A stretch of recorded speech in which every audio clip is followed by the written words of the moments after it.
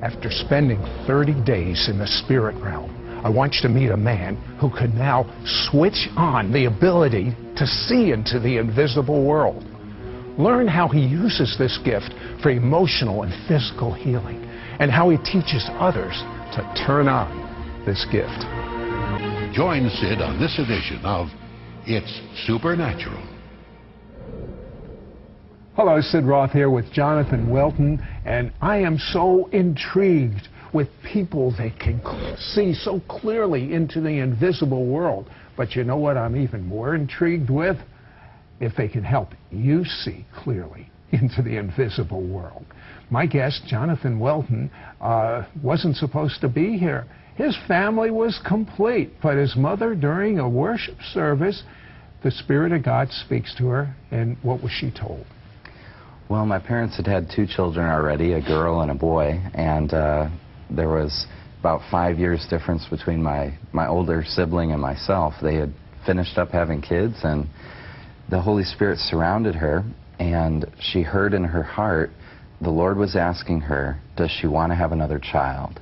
He has someone who wants to be born at this specific time for a specific purpose, and that she could choose either to have me or not have me. And if she chose not to, he would have someone else who would have me, but that he was going to have me born at this specific time. God has a specific purpose for you. You are not an accident. You're not a coincidence. God has something so special for you. Keep listening, because Jonathan Welton has got insight into a gift of the Spirit called discerning of spirits that very few people understand, and everyone is supposed to understand. As a matter of fact, when you were 19, you're minding your own business, you go to a meeting where there's a prophet, and he singles you out. What happened? Well, he asked me to stand up, and he begins to speak a word of prophecy over me. He says, Jonathan, the Lord's going to give you the gift of discerning of spirits. He's called you as a seer, which I didn't know what that was at the time. And he said, you're going to begin to discern spirits more than you ever wanted to, which at that point I had never wanted to, so anything would have been impressive. Yeah. So instantly I had this impartation where I received this prophetic word, and it started to happen.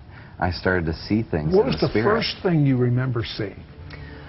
I remember seeing a bookshelf that was in my house and seeing fire on it. And as I went over to it, the Lord told me there were specific books on there that I needed to read. And so I began to pull them down, and they were from different leaders that taught on the prophetic, taught on discerning of spirits. And the Lord was guiding me into the books that I needed to grow and learn in this gift at that time. What is discerning of spirits? Well, discerning of spirits is one of the 9 gifts listed in 1 Corinthians 12, and it's actually been a gift that's been given a bad reputation. It's not just discerning darkness, but it's discerning the presence of the Holy Spirit, their heavenly spirits, angels, the human spirit. We all have a spirit, Sid, so I can discern your spirit, I can discern people's spirits in stores or on the street. And then there's demonic. So there's 4 types of spirits.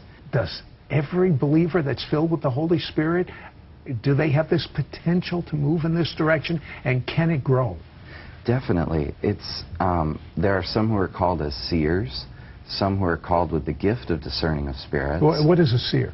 A seer is a high-level, a prophetic individual who operates in a high level of discerning of spirits. Okay, let's go to this 30 days. Tell me the types of things you saw during this 30-day period. Definitely. Well, after he prophesied over me, there was like a window of time that opened up for 30 days where I was overwhelmed. I was seeing stuff all the time. And I'd walk down the street and I'd see serpents wrapped around certain buildings, or demonic beings on top of certain buildings. And you were seeing things and probably didn't really understand what you were seeing. As much as I could, I stayed home. I was so overwhelmed. Were you afraid? I was not enjoying this experience, definitely. Yes, it was quite overwhelming, quite scary. If I went to a store, I'd see objects stuck in people at times, swords, spears, arrows, and I didn't understand what I was seeing. So I kept reading, asking the Lord, what is it that I'm encountering here? I'd go to services where there was worship going on, and if the worship got cut off, like if the speaker comes up to share, and the worship got cut off at a time when it shouldn't have, I would see angels crying. Really? You know, that happens a lot. I mean, I haven't seen the angels cry, but I know when the things are, you know, it's just we got too much to do. Definitely, definitely.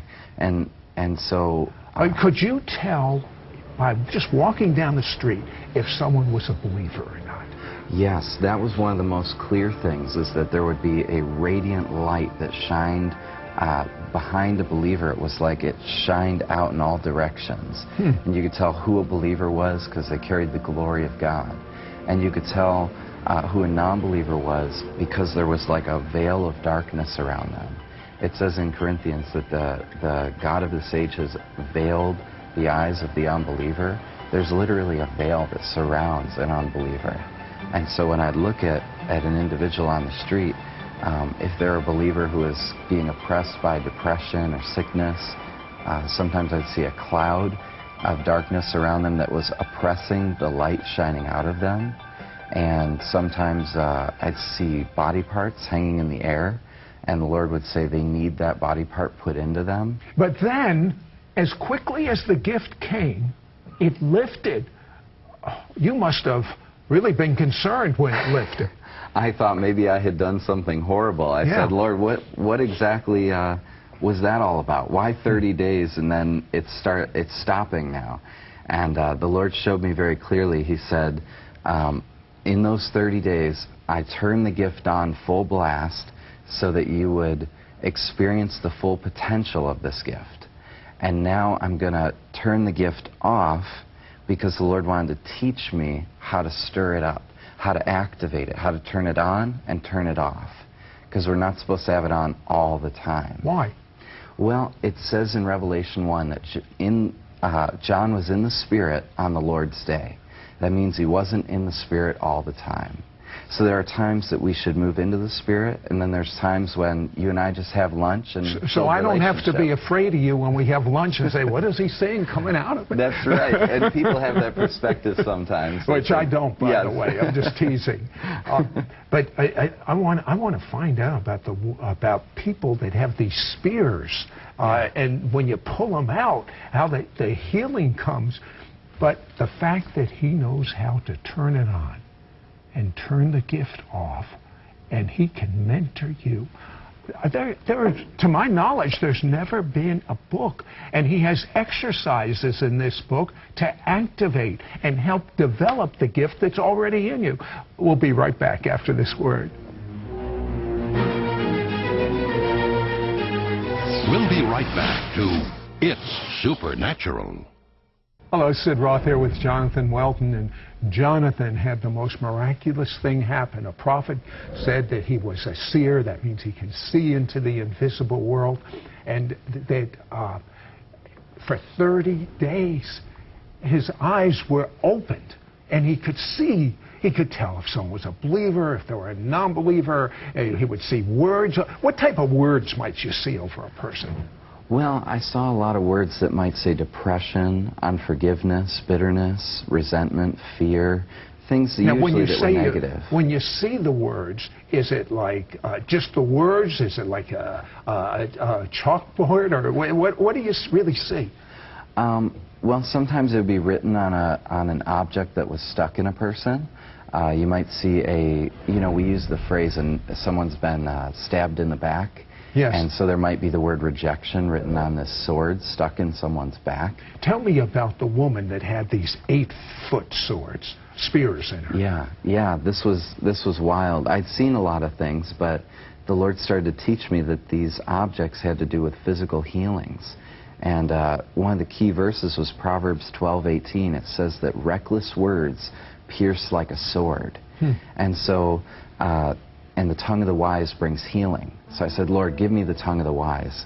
I had this lady come, and she sat down in a chair, at one of my meetings where I was praying for healing, and she looked like a pincushion. She had spears in the spirit that were sticking out in every direction, about 8 to 10 feet. And on each spear it had a word. It had fear, it had rejection, unforgiveness, bitterness. And as I got close to her, I said, as I always do, "Can I lay hands on you to pray?"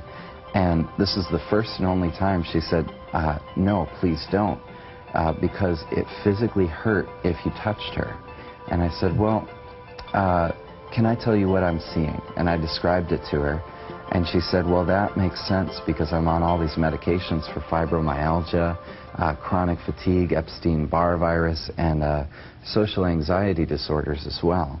So when someone gets within the 8 to 10 feet range of her, her body, she feels it. She feels it stir up." So it's almost like you were seeing in the spirit what was reflecting in the physical. Exactly. That's the best way to say it. And so I said, "Well, honey, let me pray for you, and let's remove these spears." And so we began to pray through prayers of forgiveness and releasing those people who had hurt her. And we prayed for about an hour and a half. By the time we were done, she got up, gave me a great big hug, and she's been confirmed now from the doctors as well, being completely healed. Now, why did you do this praying? Why couldn't you just reach over and just pull each spear out? Well, that's a great question, because some people have done that, but the wound is still there. If you pull out the object, but you haven't dealt with the wound it caused, then the person is just in the spirit, they're just bleeding and wounded. And you went to Brazil, and I can just picture this, and he was introduced to a worship leader, this Davi Silva, and this worship leader prayed over you. What happened? Well, Davi openly sees in the spirit, and so I wanted to have him pray for me. And by the way, yeah, he had a marvelous encounter with the Lord and a healing. Tell me just briefly about that. Yeah, Davi Silva was born with Down syndrome. At 7 years old, he saw Jesus walk into his bedroom, reach out and touch him, and his mind was completely healed. And so he's now in his mid-40s. He's one of the main worship leaders in Brazil, and he still looks like he has Down syndrome, but his mind is completely healed. What do the doctors say about this? Well, they have a convention each year, and he's been invited several times. He's had chances to be studied, to be examined, to share his testimony of what happened. And he's had about 60 doctors accept that Jesus who came and touched him as their personal Lord as well. Because there's no other explanation. A testimony like that is just incredible. Okay. So he prays for you for an impartation of what happens. Well, so he prays a very simple prayer: "Lord, give him what I have, that he would see more in the Spirit," and he goes to start worship. Well, I'm standing near the front row, and I see two 15-foot angels on the stage, like I'd never seen before. They were actually surrounded by fire that came out of them about 6 feet. So they're 15 feet tall, they have 6 feet of fire around them. And I'm not thinking, "Oh, this is wonderful." I'm thinking, I'm scared out of my mind. I need to get away from this. But in that moment where I'm thinking to run, I see the angel closest to me start walking towards me. He puts his hand out and he touches my chest, and I hit the floor, curled up in a ball. I feel this fire cover my body. I'm laying there making a pool of sweat. I have my nice clothes on. I'm in Brazil on a cement dust